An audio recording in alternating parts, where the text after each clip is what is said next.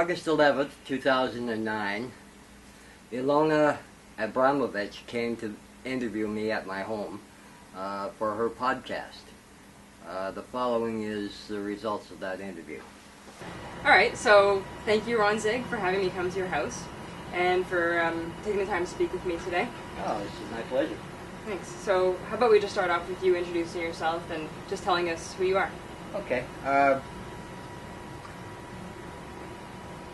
Who I am? Well, my name is Ron Craven. I go by the name Ronzig. My background is very wide. I've lived in the city, I've lived in the country, so I've had a chance to benefit from both lifestyles. I've been a millionaire and I've been a homeless addict and everything in between. I've owned several different companies. So I've had a pretty wide range of experiences. And I think I believe in God. And I don't believe in church. Like, I think organized religion is something that man made up that is really crap. But I know God's there because of all the things that He's done for me. I mean, I've had miracles that you wouldn't believe, and maybe we'll talk about some of them as we go on. Yeah. But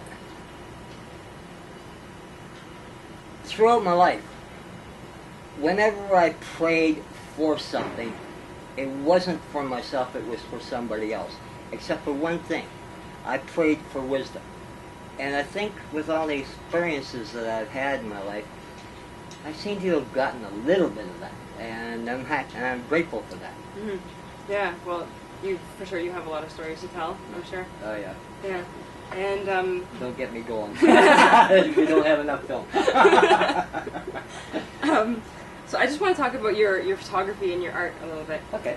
You take a lot of really captivating photographs, and they really tell a story. They also tell a very strong story of Toronto. So how long have you been a digital photo artist and a videographer for? Well, when I moved in here on October 1st, 2005, which was my first home after 10 years of homelessness, I was a recovering crack addict, and I wasn't really into the AA and NA thing. It didn't work for me, so I realized that I had to be doing something, otherwise boredom would get me back into the drugs. I mean, what happens when you get bored? Well, you pick up the phone and call it deal. Right. So I thought, well, what do I like doing? I like learning. So I started looking for courses to take. And, here's one for learning how to do this on a computer, and here's one for learning how to do this on a computer, here's another thing for doing. And all of them are like $10,000, $15,000. I got no money, I can't do that. Yeah. But then, just by luck, I found a brochure about the continuing education program that the Toronto Board of Education has. And that program is fantastic. If you're on social assistance, you can take a 9-week course, 2 hours a week, for $10. So I signed up for 3 in the first 9-week period, and that kept me busy. Yeah.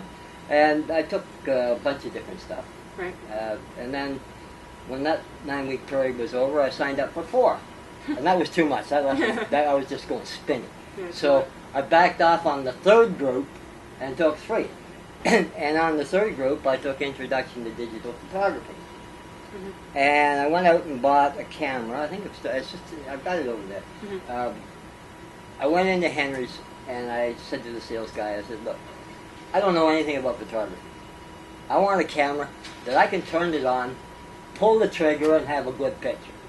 I said, but I'm just starting a course.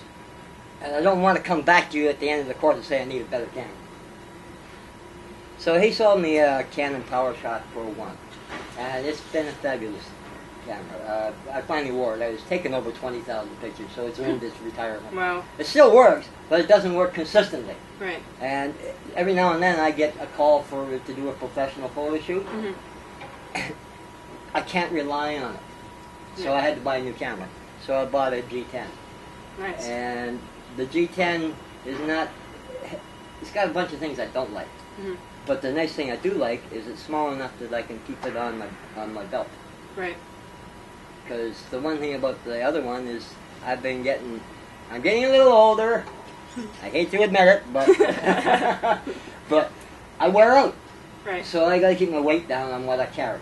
Yeah. And the Pro one's heavier, and it's bulky enough that it has to be carried in my backpack. Mm-hmm. I can't just hook it on my belt.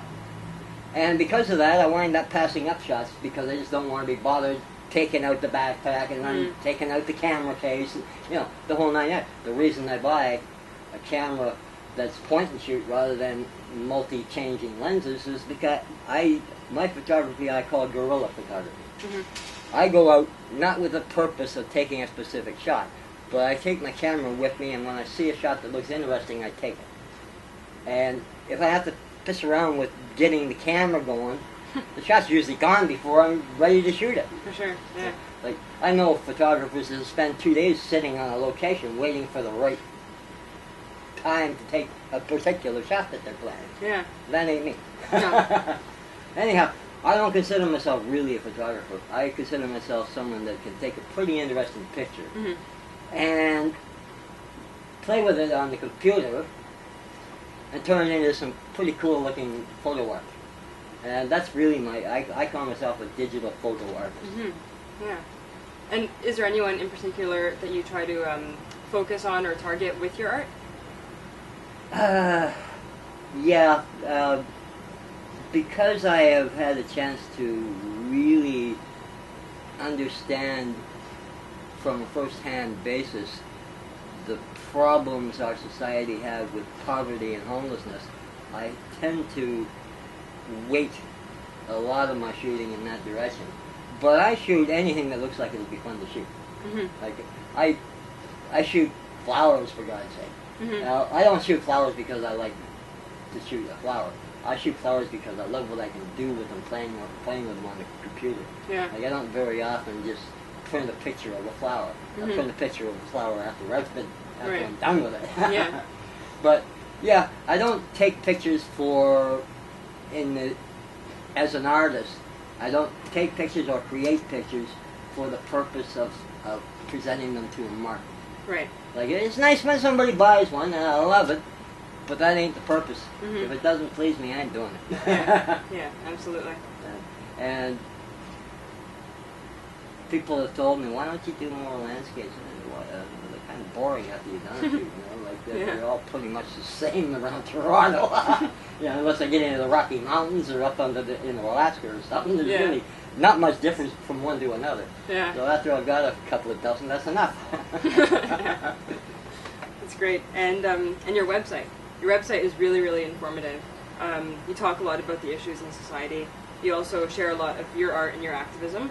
And you share your own stories and your own experiences, especially the experiences that you had over the 10 years that you were homeless. So I was just wondering if you could talk a little bit about your experience. Okay, well, I was a millionaire when I first got introduced to crack. And that was over 20 years ago now. At that time, we really didn't know how bad it was in terms of addiction. Mm-hmm. Like, my friends that we used to get together on a Friday or a Saturday night and smoke a little crack like you'd smoke a joint. Right. Social. Mm-hmm. And after a while, it wasn't just once a week, it was a couple of times a week. And before you knew it, we were smoking pretty regular. And all my friends that were smoking with me were successful business people. I was a millionaire and owner of two real estate offices and had 100 people working for me. I had friends that owned insurance agencies with almost as many employees. I had successful lawyers and real estate salespeople that smoked with me. Right. And at one point I said to a bunch of these friends, I said, we're all addicts. Nah. So I said, well, tell you what. I know I am, but I'll admit that any one of you is not an addict if you can go a week without smoking something. And nobody did.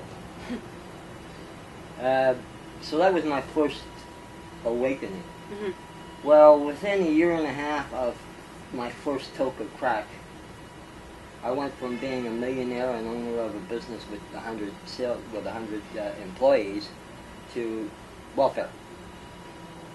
And over the next close to a decade, in gradual steps down as you keep trying to cling to something that you just can't afford to and maintain your addiction, everything went to the point where I was homeless. You know? And it was just a point at one point where I was like 6 months behind my rent.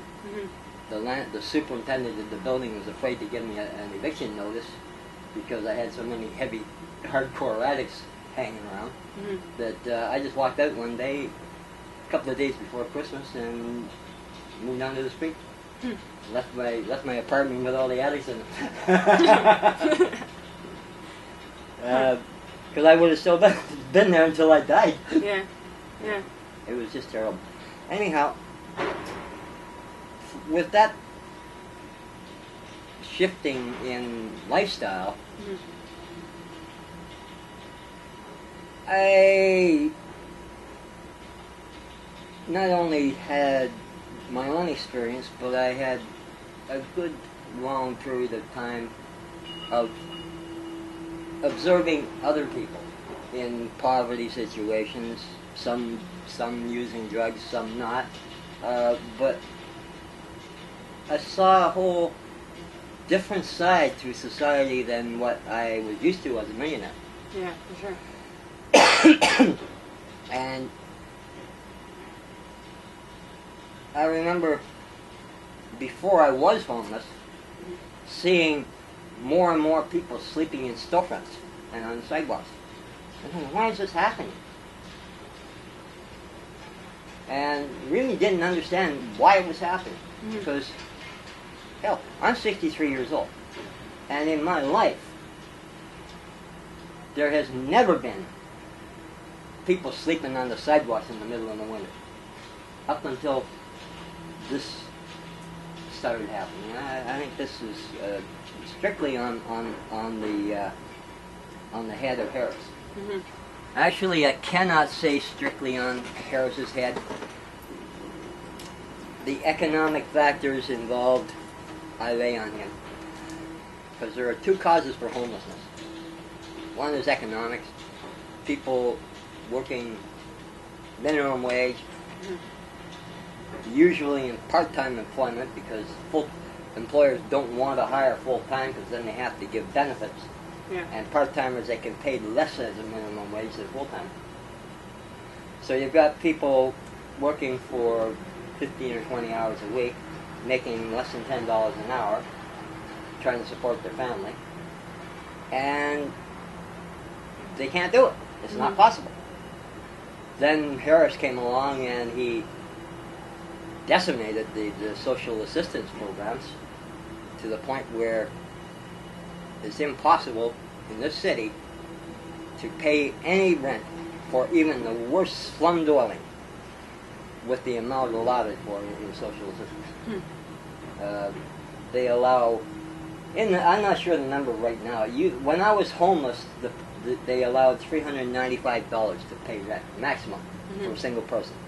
They've raised it to about $400 now. In 5 years, they raised it $5. Wow. Yeah. And they think that's a great thing. Oh, we raised the rates. Hallelujah. From something that was unaffordable to something that's even more unaffordable because the inflation was more than what they raised it. Right. So anyhow, we've got the economic things. You got people just plain cannot afford to pay rent. There's plenty of vacancies out there, but they don't have the income. And I've got a slogan for you, and this is an important thing to think about. Forget about making affordable housing.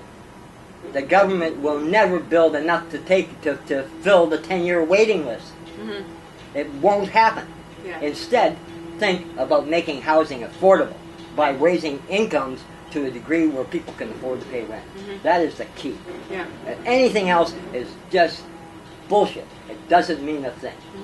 Because anybody that says build affordable housing doesn't have got their head in the clouds. There's no possibility of that working. That's like saying make rent controls. Right. Rent controls they only produce two things. They produce a total lack of new rental housing construction, and a depreciation in quality of the existing buildings. The landlords will not maintain them if they're not making a profit. Now I know I was a landlord. I had 36 apartments. Wow. And I was losing, out of my pocket, $5,000 a month to keep them, so I had to finally sell them at a loss. That was during the rent control period. Yeah. Wow. Rent controls are no good. You know what rent controls are? That's a way of society saying, we recognize that you can't afford to pay your rent. So rather than society taking the onus upon the whole society, spreading the price of making housing affordable out across everybody, they take a fine small segment of the society, the landlord, and put the whole burden on him. That will not work. No, absolutely. That will not work. It's too big a burden for too small a segment of society. The other standpoint is, during my lifetime, we didn't have crack. And crack changed the whole ball of wax. Now, you've got a drug, like heroin's bad enough. But I'll tell you, you can maintain your housing and be a heroin addict. You don't have to go out every 20 minutes and spend another $20, because once you get going, you cannot stop. So, the economics of crack and heroin are totally different. My habit, and I was very frugal because if I did any more, it would have killed me. I was getting too old to be doing it. Most of the people my age were dead. They died of heart attacks or strokes.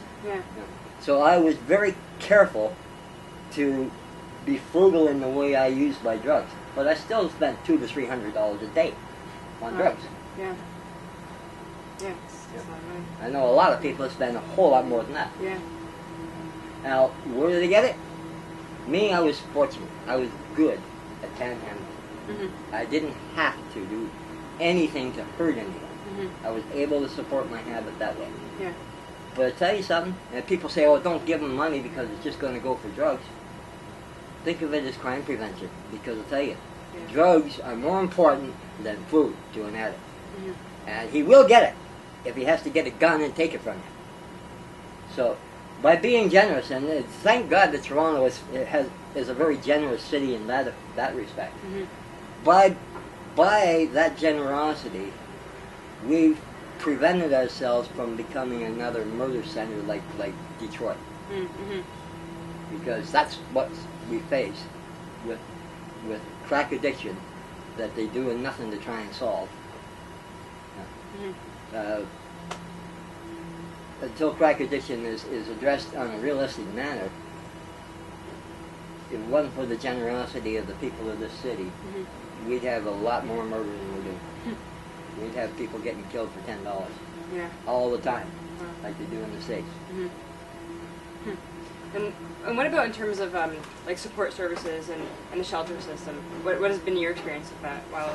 I'm not a good one to ask, because I'll tell you, when I first became homeless, I tried out all the different shelters. Well, not all of them, but the ones that I researched them by asking the other homeless people which ones are the best. And I tried out several of the best of them, and I wouldn't spend more than the first night there. I never went back.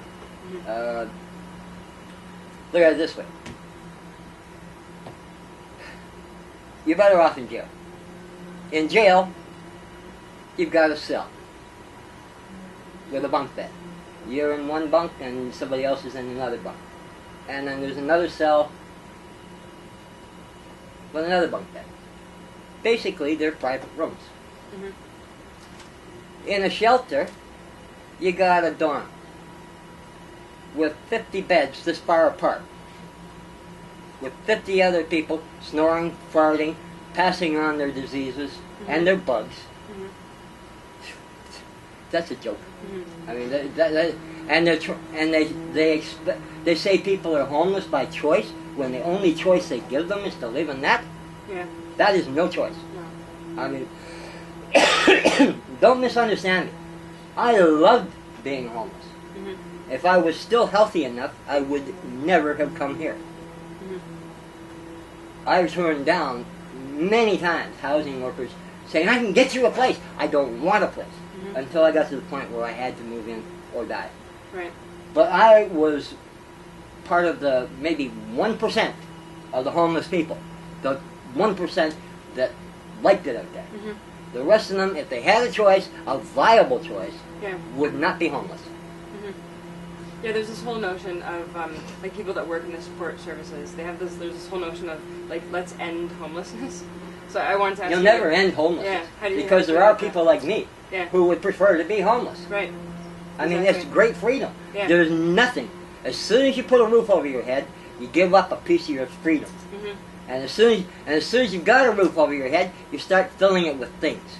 And every single one of those things that you put in there takes another little bite out of your freedom.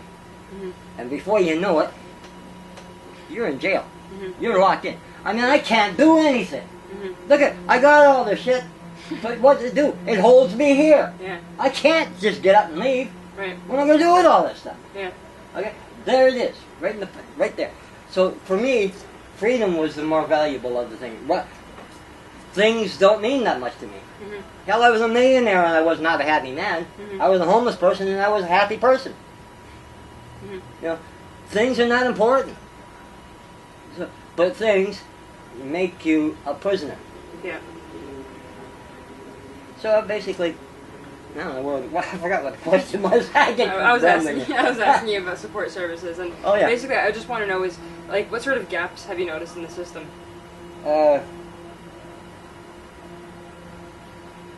There's only one gap. That's the gap between reality and what the politicians put out as a smokescreen. Mm-hmm. It would cost far less to allow someone the economic wherewithal to have this than it does to make him sleep in that scummy 50 in a room dorm that they call a shelter. Mm-hmm. The actual dollar cost is less to give them this. Yeah. They're paying I don't know. I've heard all kinds of different numbers, mm-hmm. but the lowest one I've heard is $350 a week Mm-hmm. to sleep on that cot. Yeah. That's the lowest one I've heard. I've heard as much as $1,000 Yeah. per week. Mm-hmm. So this they could have for less. Yeah. Absolutely. So why are they not giving it? It's all a game. Mm-hmm. Because there's a big industry going on here. Mm-hmm. There's two huge industries that the government doesn't want to stop. Mm-hmm. One is the homelessness industry, Mm-hmm. because it's a multi-million-dollar industry and people are getting very rich from it.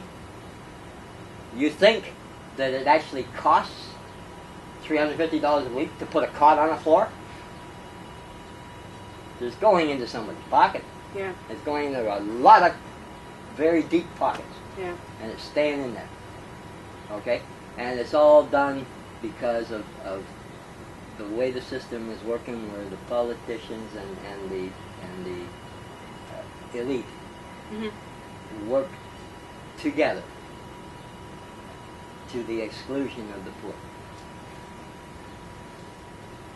Anyhow, that's the gap right there. Yeah. The gap is strictly a political one. Mm-hmm. And Absolutely. all the rest is meaningless because everything else they're doing is meaningless. Right.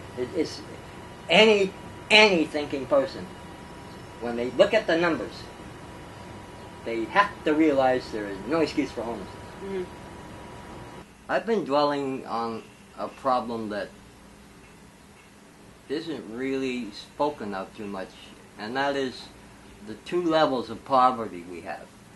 We have poor people who have had the good fortune of obtaining assisted housing. through one of the housing programs that are available. And these people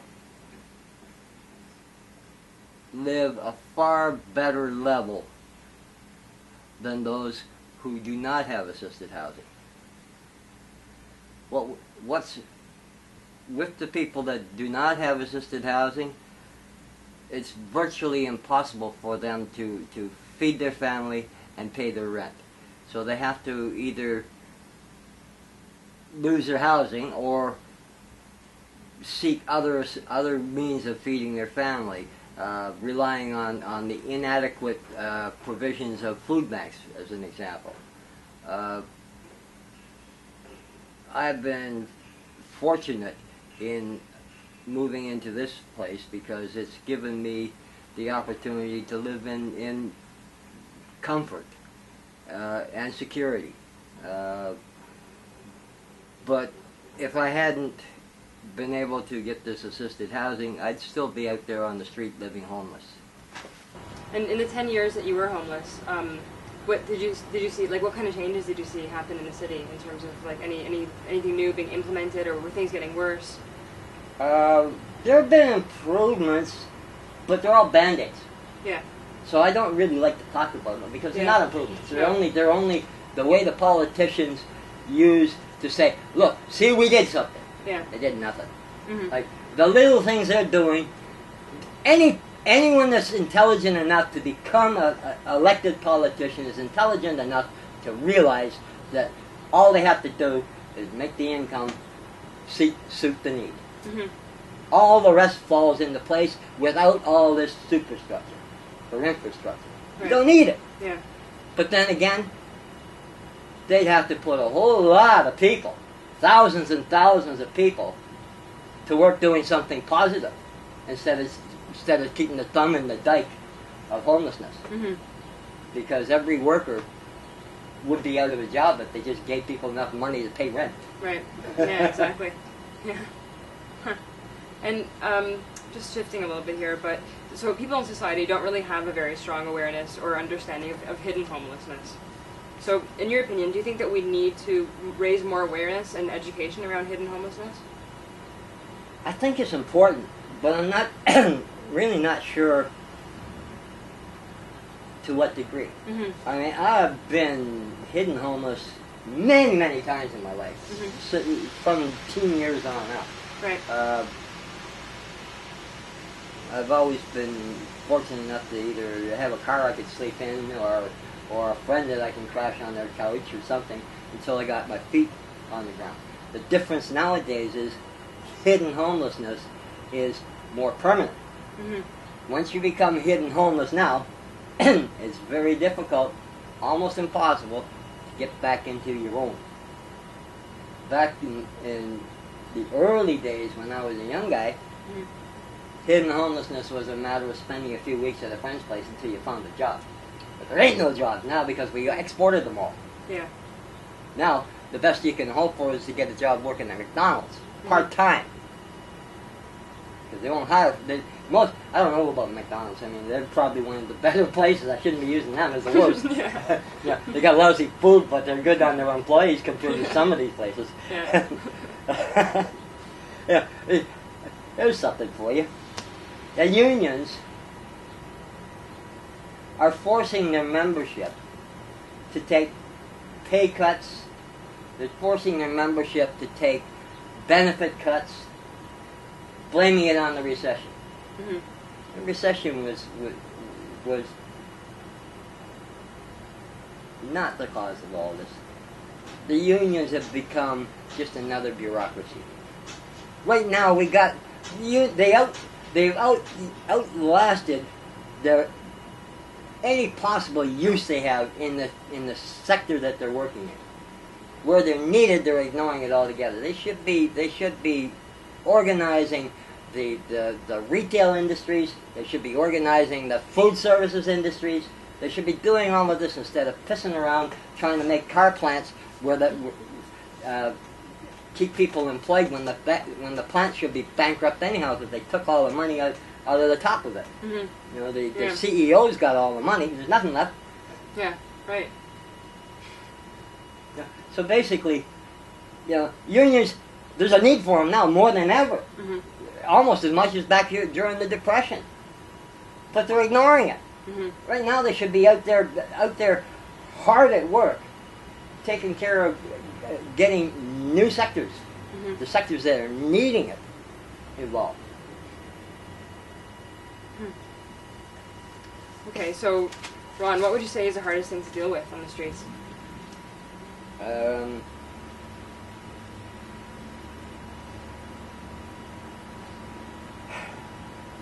I'm pretty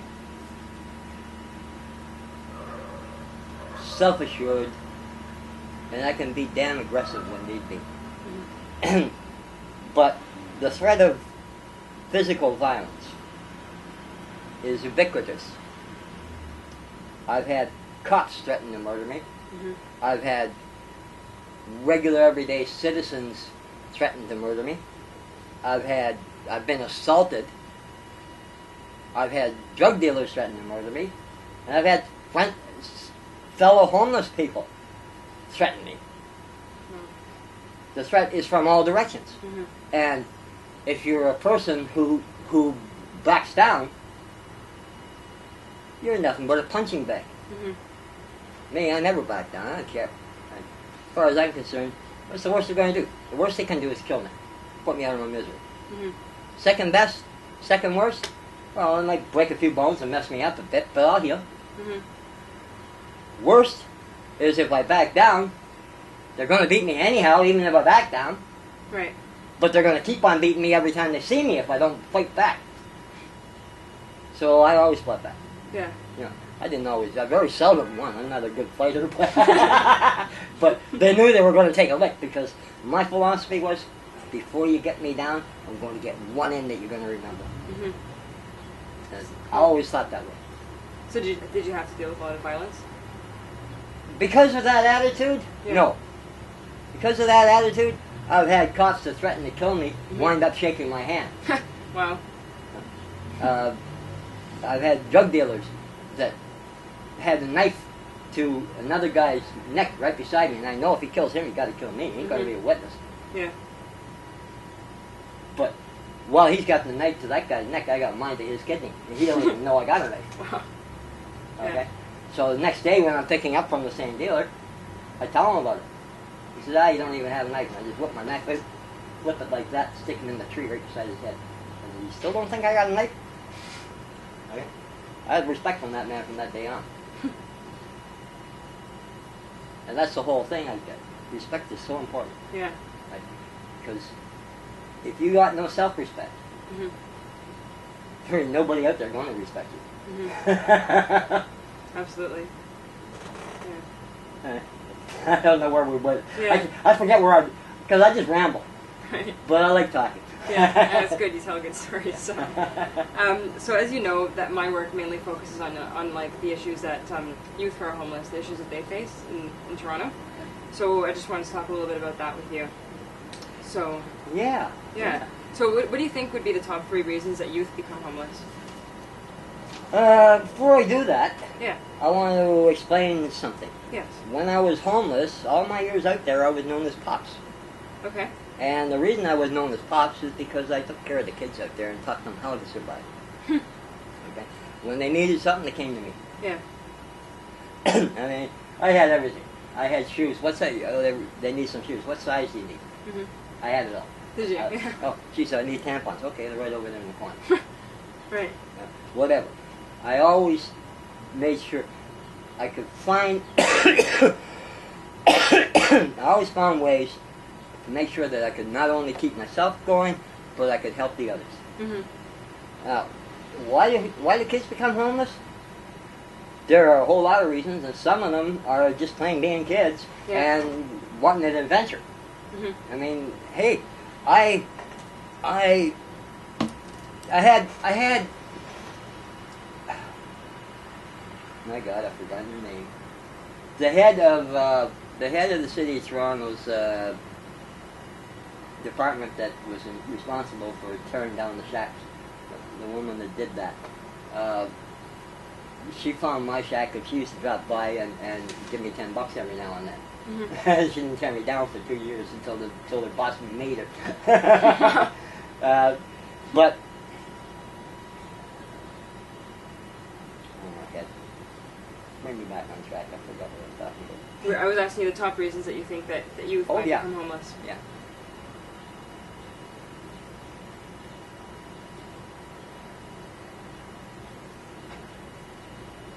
That woman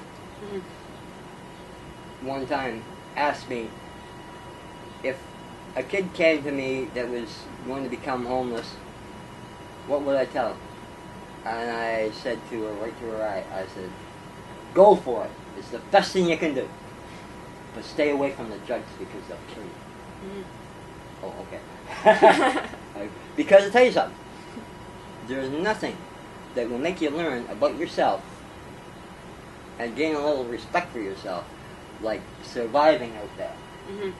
You can see really where your strengths are. And that's a lesson that you cannot learn in any school. So yeah, a lot of kids do it for that real reason, to just see who they are, right? To challenge themselves, and there's nothing wrong with that. Yeah. They also, most of the kids that are in that group are traveling homeless. They did like I did at that age. I hopped freight trains and hitchhiked all over. I even hitchhiked in an airplane once. I was at a small little airport, and I asked the guy in a Cessna where he was going. He said, "Oh, he's going over to Vancouver from Alberta." I said, "Well, give me a ride." He said, "Sure." Wow, I've never heard of that before. Well, That's great. I always think of new things. Yeah. I'm very inventive. But yeah, so traveling and learning about yourself and about people is a really good thing for youth to do as a homeless youth. Now, that said, that's only one segment of homeless youth. Yep. Now we've got homeless youth that are homeless because their parents threw them out for whatever reasons. In a lot of cases, the parents threw them out because the parents were addicts and just didn't want to feed them. They'd rather buy drugs. A lot of other cases, the parents threw them out because they just couldn't deal with it, because they were rebellious. And then you got the addiction situation. And then you've got gay, bi situation. These things all contribute to youth homelessness. And there's really, it's like, I never really try. Oh, and then of course, throughout the age groups, a major aspect is mental illness. Like, it's scary, the number of people who are suffering from mental illness, young and old, out there. Well, I feel the worst for them because they really are incapable of taking care of themselves. They shouldn't be out there. It's not fair. Yeah. I mean, like, a guy that's got his faculties with him, he can survive out there. But those others, they're just victims. Yeah. They're victimized by everybody on a daily basis. They're so used to being victimized that they don't know anything else. But, okay, so we've got several different segments. And, oh yeah, and of course, there's abusive homes that they've come from. Yeah.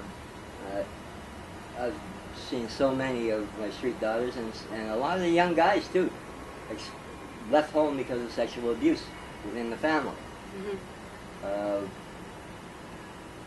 Or physical abuse, or even just verbal abuse. Right. You know, like psychological abuse is probably worse in my mind.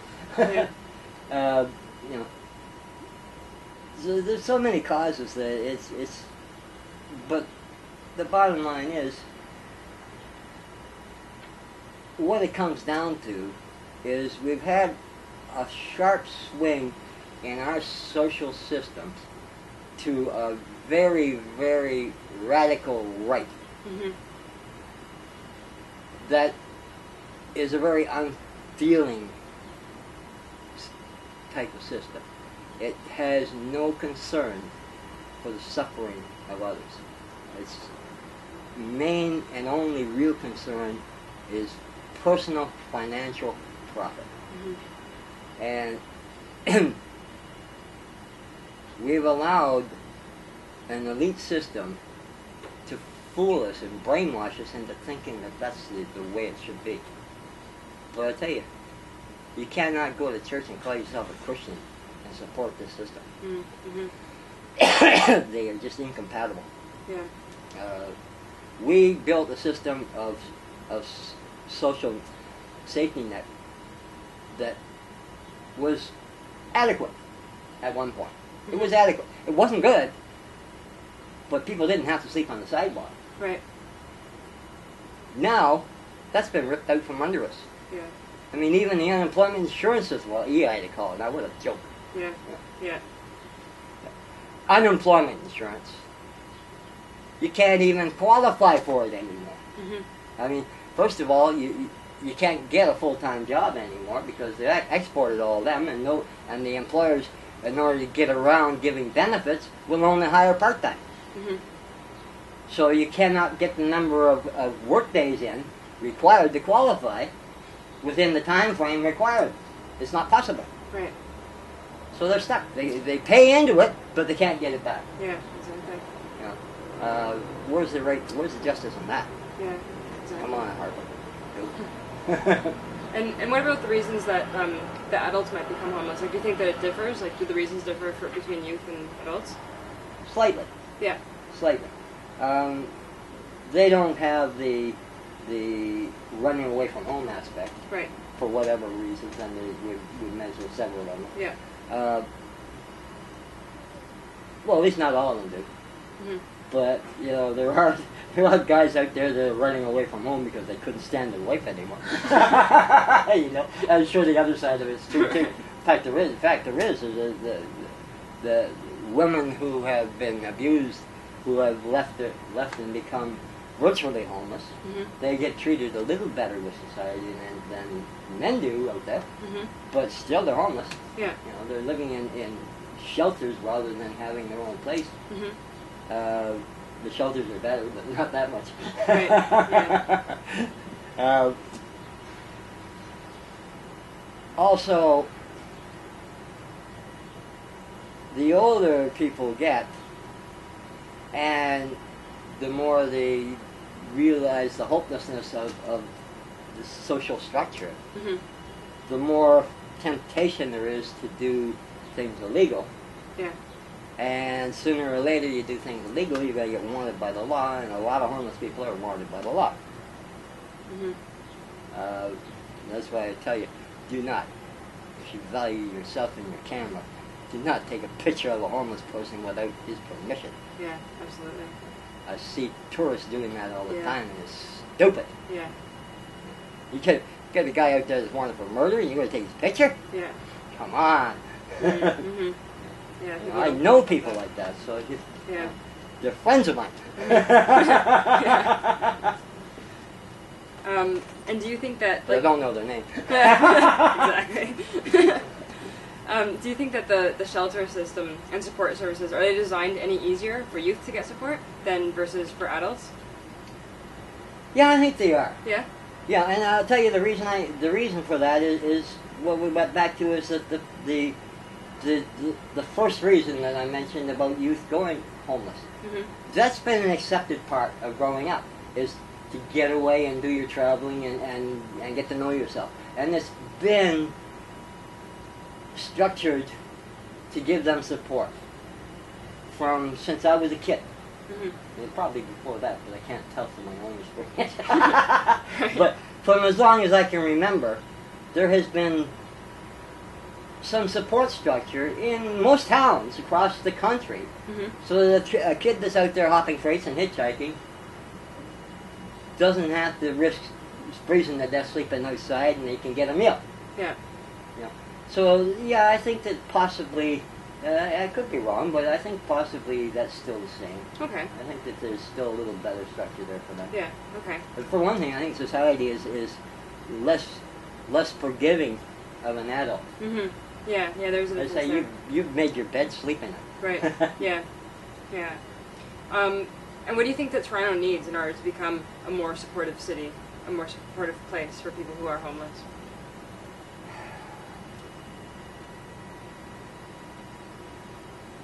change in attitude, Mm-hmm. a recognition that homeless people are people with problems, not problems in themselves. Mm-hmm. Until the public at large recognizes, first of all, that our society is made up of human beings in whatever our circumstances. We are brothers and sisters. Mm-hmm. And until we start treating each other accordingly and thinking of each other accordingly, nothing really much is going to happen to improve things. Mm-hmm. Because the politicians really, they'll only do what we force them to do. They don't want to do anything. Mm-hmm. The basics, the basis of politics is to maintain the status quo. So, in order to make any kind of improvement, we have to have a more enlightened public. Mm-hmm. And that's why I keep working on my website and why Yeah. you're doing the things you're doing. Absolutely. Because we're hoping that, and it works. I have had, you know how many comments I've had on my website, people saying, geez, I never thought of it that way. You've changed the way I think about homeless people. And when I get that kind of a comment, I go, yes! Yeah. I made one. Yeah. I got through to somebody. For sure. Yeah. Like, it's just such a good feeling to know that somebody has changed from looking at a problem to looking at somebody with a problem. Mm-hmm. Definitely. Okay, and this is my last question that I wanted to ask you. Okay. So, if you could give advice to the people who are working in support services and in the shelter system, what would you say if they would listen to your advice?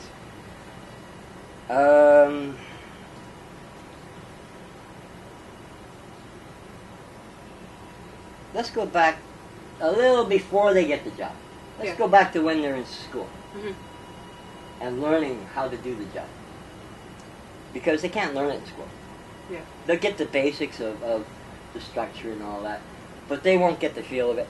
Mm-hmm. Spend a few nights. Get dressed in your grubs Mm-hmm. and go and spend a few nights in a shelter.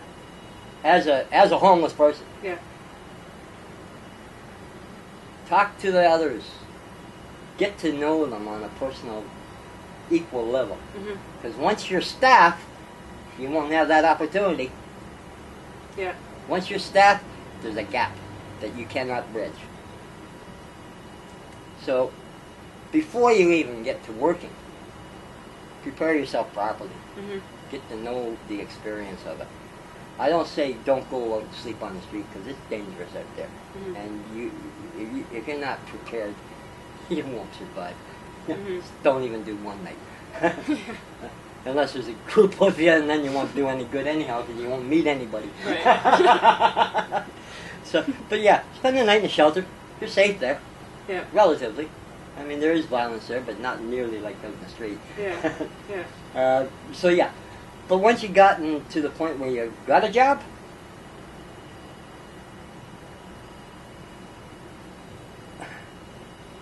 I don't think that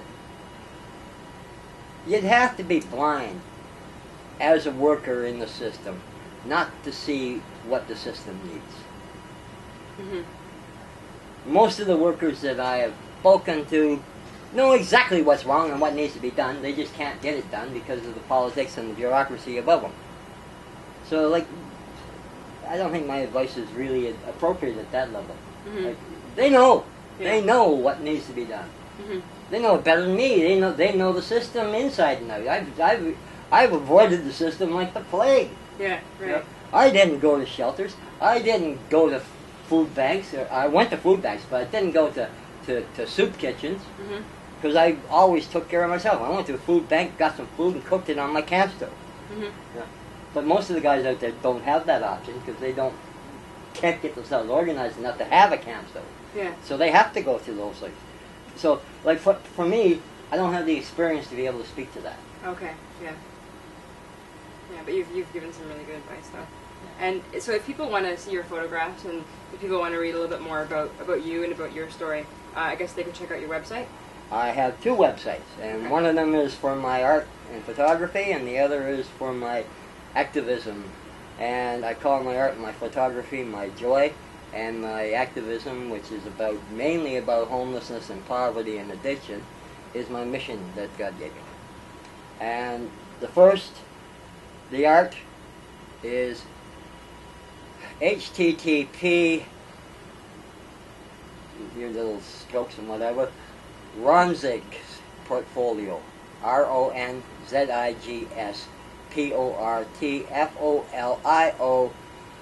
.synthasite SYNTHASITE.com.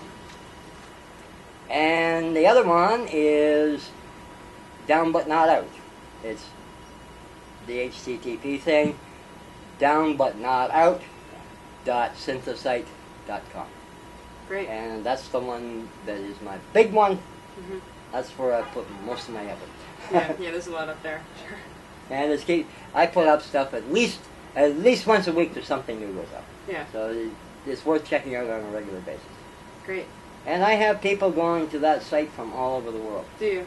From Eastern Europe, from Australia, from British Isles, from Central Europe. I don't say all over the world. I don't have any Asian people going there. That just dawned on me. Yeah. Right through North and Central and South America, people, regular visitors. Right. That's great. That's really wonderful. Yeah. Awesome. Okay, so thanks so much, Okay, Ron. it's a pleasure. All right. I enjoyed it. Great. Thanks a lot.